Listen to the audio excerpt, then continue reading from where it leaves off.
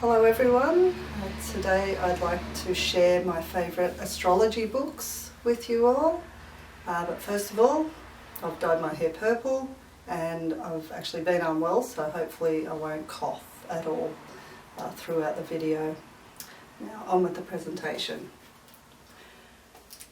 The first book that I would go to learn astrology would be The Only Way to Learn Astrology Volume 1, Basic Principles by Marion D. March and Joan McEvers.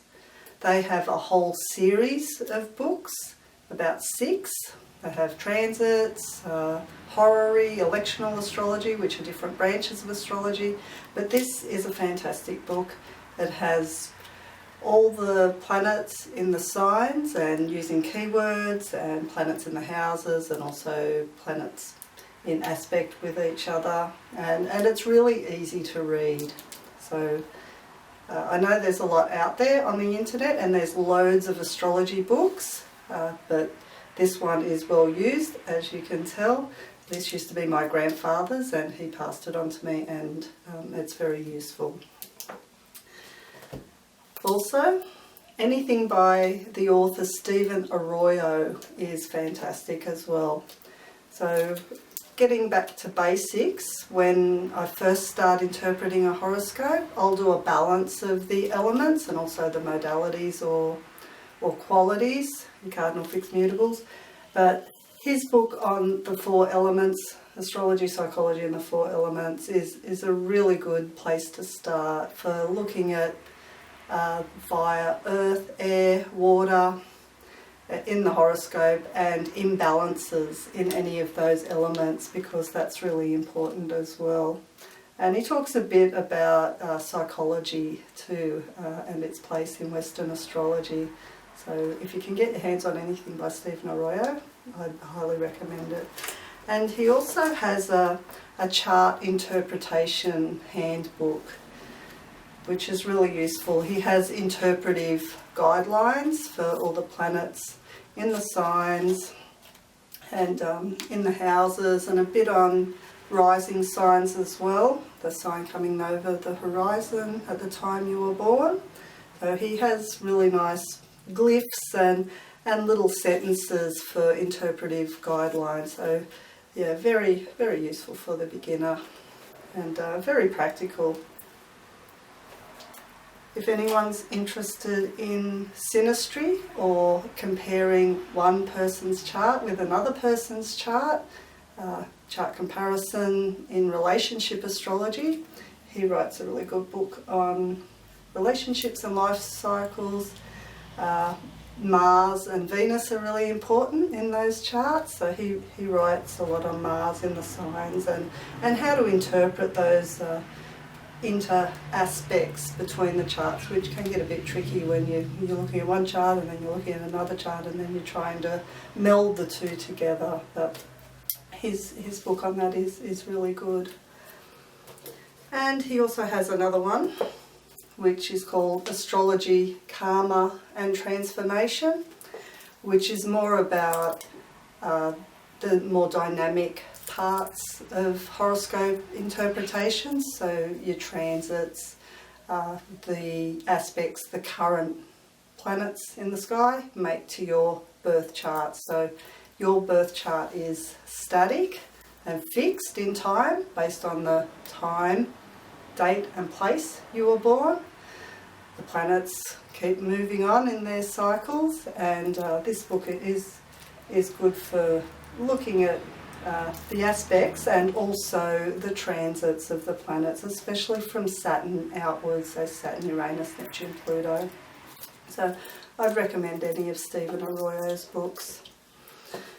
Also, the 12 houses, Understanding the Importance of the Houses in Your Astrological Birth Chart by Howard Sasportas. He writes a really comprehensive book on the houses, or what we like to call areas of life or fields of experience where the planets fall. And I'm just working on Hillary Clinton's chart at the moment, and the houses are 1, 2, 3, so they're like little pie segments in the chart, but they correspond with different areas of life or fields of experience. For example, the fourth house is about home and family, psychological foundations and real estate. So the planets, the way they express themselves in those houses is modified. So the moon in the fourth house will express itself differently in that house than it would in, say, the ninth house of the higher mind and philosophy.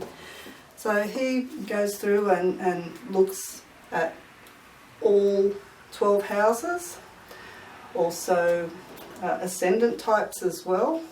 So it's more comprehensive. And then the planets in the houses. And he does some case studies at the back too, which is really interesting to look at. Moving on, when we're interpreting a horoscope, an important part are the aspects. So astrologers use the astronomer Ptolemy's aspects, so the conjunction, square, opposition, sextile and trine. So they're the inter-aspects, so the angles one planet makes with another angle.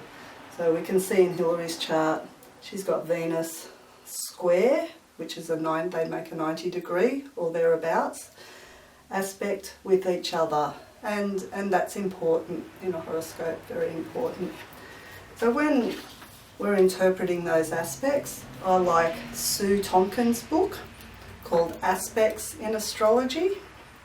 Fantastic book. I really like how she has little catchwords or keywords underneath each combination.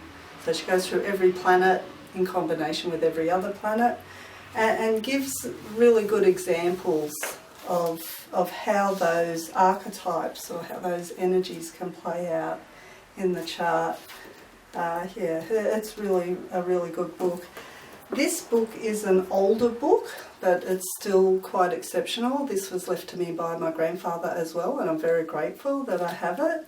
It's called Dynamics of Aspect Analysis, New Perceptions in Astrology by Bill Tierney. So if you can get your hands on one of them, I'd highly recommend it.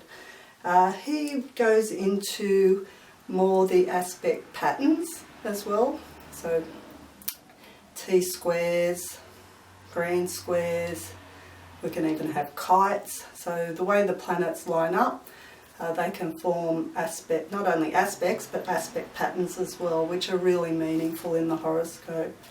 And he goes into a lot of detail about that. And he also goes into retrograde planets appearing to go backwards in the sky in your birth chart, and unaspected planets as well, which are really important if they don't make any aspect to any other planet. They stand alone.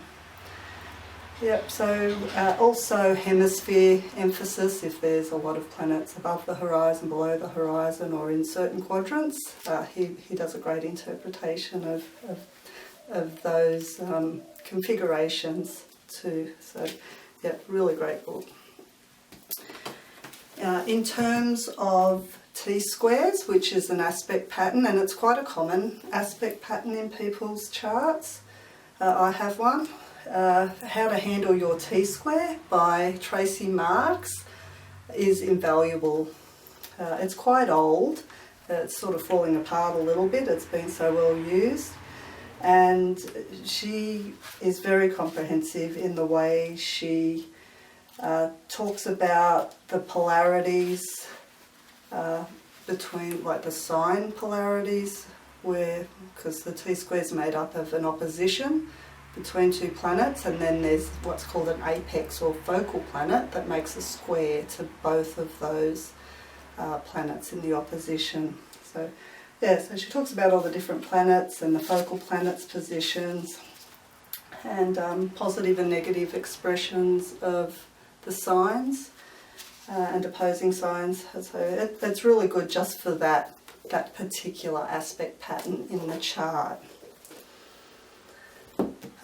Moving on to when we look at trends or assessing upcoming trends in people's life, like I'm going to do next with Hilary Clinton's chart. So her birth chart is static, fixed for all time. That's her energetic blueprint that she was born with. We all have one.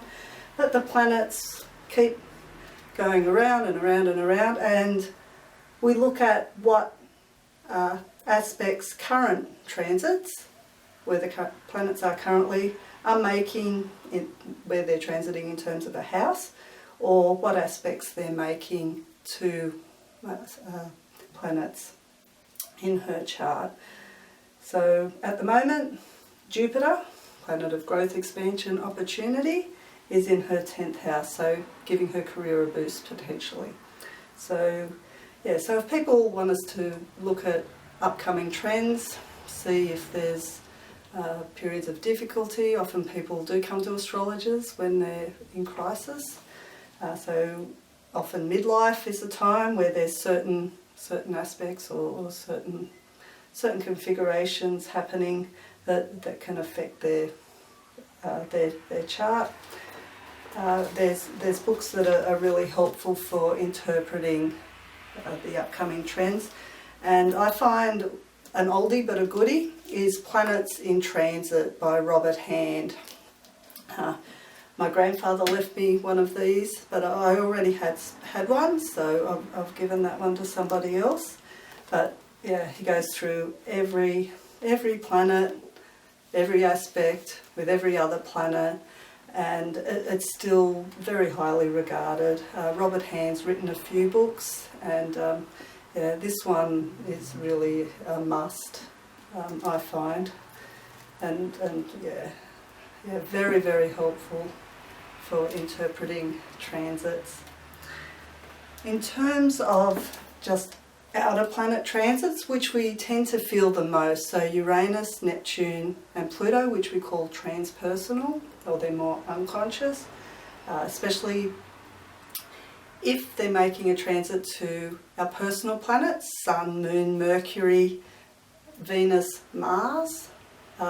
We tend to feel them the most, especially the Sun and the Moon. They'll be a priority transit. And he, like the 12 houses, is very comprehensive about these outer planet transits through each house and the aspects it makes to each planet. And that's well worth a read. And he also brings up some myth as well, which is quite interesting. So yeah, Howard Sasportis, he's really good. He's also written a book on the luminaries, I think, with Liz Green, who is another great psychological astrologer. And also as part of our dynamic looking at assessing upcoming trends, what might be the themes for the next year or two in somebody's life, we can go to secondary progressions. And I really like to look at the secondary progressed moon through the houses. I won't bore you with the technicalities, but the progressed moon stays in a house for 2.5 years, and it's a highlighter of the emotional action or where something's unconscious might need to be brought into consciousness in that area of life. And yeah, so 2.5 years in a sign, because the moon itself takes 2.5 days to go through a sign, so it's a year for a day progressions. And this book is called The Eagle and the Lark, a textbook of predictive astrology by Bernadette Brady. She's an Australian astrologer. I think she originally hails from South Australia, but she's now residing in the UK. And yeah, this is a really good book for the progressed moon through the houses. And also she does a lot on like eclipses and the Saros cycle, which I find fascinating as well. And yeah, there's stuff on transits in there too. Just a couple of points of interest. Chiron, the wounded healer. He's not actually a planet, he's a planetoid that orbits between Saturn, the boundary of the known universe, and Uranus, the start of the transpersonal modern planets. And he's the wounded healer. So where we find him in our chart, that's often where our wounds lie. But through healing and addressing that woundedness, we can help and heal others. So this book, you can't beat it really, Chiron and the Healing Journey by Melanie Reinhardt. And yeah, she goes into a lot of detail of Chiron in the sign and the house, and also uses case studies in the back for extra interest, and also has, you know, where Chiron is in your chart. She has a table in the back as well, and yeah, she also has some myth in there too. Yeah, very worthwhile book.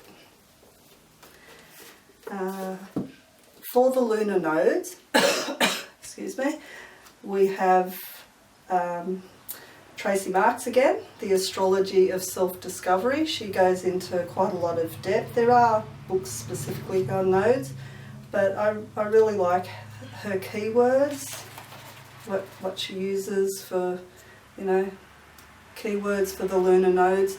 The lunar nodes aren't a planet or a planetoid. They're a sensitive point in our chart based on the moon's orbit around the Earth as a satellite and the Earth's orbit around the sun. So they're those intersecting points, sensitive points. And in our charts, the lunar nodal axis, we have a north node and a south node, and it is called the axis of destiny. So the north node is where we're going in this lifetime, our path of growth and integration, and the south node is our comfort zone or our fallback position. And some people say that's past lives, and that's why it feels so comfortable. So I like to interpret the nodes in the houses, especially from this book. And it's really good for looking, if people are asking about life purpose, the nodes are very important, as is the sun, and also vocational areas like the 10th house and the midheaven. And last but not least, I'm a big fan of the sun and moon cycle, new moons, full moons, eclipses. I find it fascinating. And Jan Spiller wrote this book called New Moon Astrology, and she uses lovely keywords for the different signs, and also really good affirmations that you can use at a new moon to set a new intention for the month ahead, And yeah, so there's ongoing wishes as well that you can use affirmations for, and she also goes into the nodes as well, the nodes in the signs and the houses. Yeah, I like to look at her keywords really to reinforce my own knowledge about the signs, really, when there's a new moon afoot, and to use some of her affirmations as well. Okay, so thank you for listening and watching.